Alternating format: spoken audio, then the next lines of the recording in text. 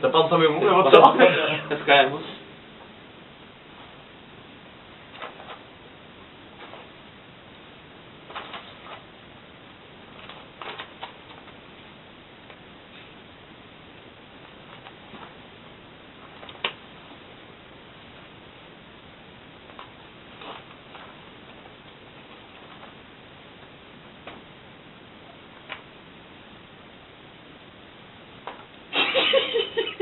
No dobrý, takže čau, my jsme kapela Livit. Ahoj, čau. Ahoj.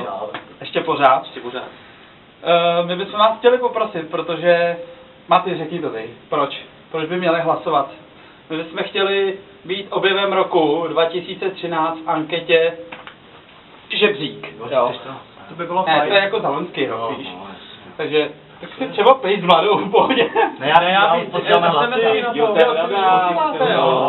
Tak si vem telefon. Počkej, Tak, Ježiš, já tady...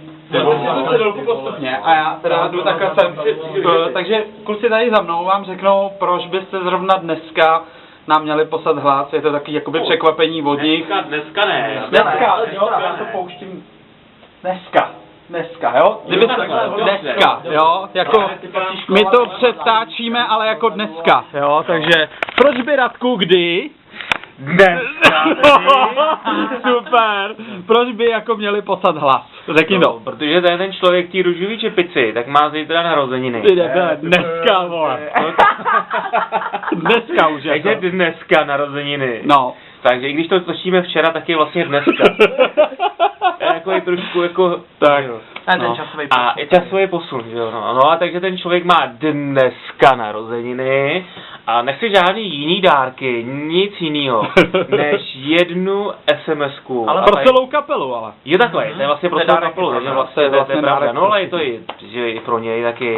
A Hanzi, řekni proč, co to je za SMS? Tak, je to vlastně do takové soutěže. Ceduly. Tady máme takovou cedulku, je to Žebřík 2014 o objev roku. A když tuhletu SMS-ku ZB7D Mezera Livit pošlete na číslo 91109, jako to tady udělal kolega Maty. Takhle, jo. ZB Mezera 7 Mezera D Mezera Livit a pošlete na číslo. Já jsem ti tam něco zmačkl. Číslo 900. Já jsem tam zmačkl poslat 100krát za sebou. 91109. A Hanzi, proč by to měli poslat zrovna dneska? No, protože náš frontman Honza má narozeniny. Frontline Gunter. Ale a když jste tak chytrý, pánové, počkej ještě třetí, jo, já se pak vrátím. Vem si tu ceduli taky. Vem si taky tu ceduli. Tak a řekni tomu něco taky ty. No, tak je to velmi nahlas, já už jsem poslal pár jich, set, no.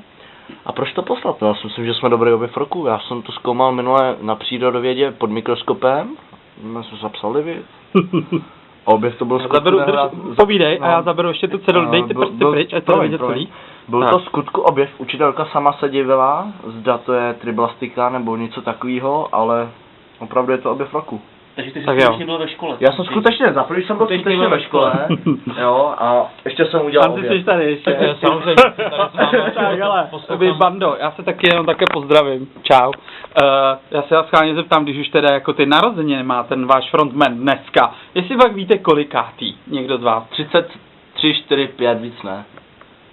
36. Ty, já tě kopnu do toho dolů, já tě kopnu dolů, ty. Tak ten mladý kluk jako ty. Řekni, je to stejně mladý kluk jako já. A že mi se pak hrozně smějou tady ty hlášce, to já ale nerozumím tomu. Že jo, přitom my se vlastně, tady to jsou Benjamínci, ale my s Radkem, my se cítíme prostě jako úplně hrozně mladý kluci. 34, víš? Ne, já vám to neřeknu. 33? Tak teď, co? 33? Neřeknu, to se neříká. Tak mi 17. No, před 50 lety. Ne, fakt. 24 mi bude. Já vím, že jo. Co je? Co v pohodě, teď já nic neříkám. No tak nech toho. takže ještě naposledy řekněte, ať hlasujou. Takže. Ne, jednou větou je přesvědč, Maty. Jak by si přesvědčil národ, aby hlasovali pro nás jako objev roku? Proč by měli? Proč by měli? No, protože to nikdy litovat nebudou. Co toho? Litovat to nikdy nebudou. Měl dotovat, jako. Ne, no, dotujete tady. Hanzi, přesvědč národ, ať pro nás hlasují objev roku. Uděláte dobrou věc, protože třeba když posíláte taky ty SMSky na ty povodně, tak jakoby to je... To je pohodně. Ne, prostě... Povodě jsou ohovně. To je všechno podvrh, protože jakoby jde to přes nějakou agenturu a tato sype do kapsy, ale tohle to je pro dobrou věc. Je to 9 korun, to prostě najdete i na zemi, těch 9 korun. Ale a každý může těch SMS-ek Hanzi poslat kolik? Miliardy. Kolik chce? Ráďo, proč by měli hlasovat pro kapelu Livit? To jiný než my. Víš, z toho tam... jednoduchá věta. Takový malý rybníček prostě a v něm jenom jeden kapel. Starý fotra znají ty hesla. Takže rozluč se. Ahoj, čau. Mějte se fanfárově. Ahoj. Mějte se fanfárově. To říká kdo? Rozluč se. To říká ty v kouzelný školce, ne? František, ty. Kdo je František? On je fakt jiný ročník. Ty mladý a nevíš, kde je František.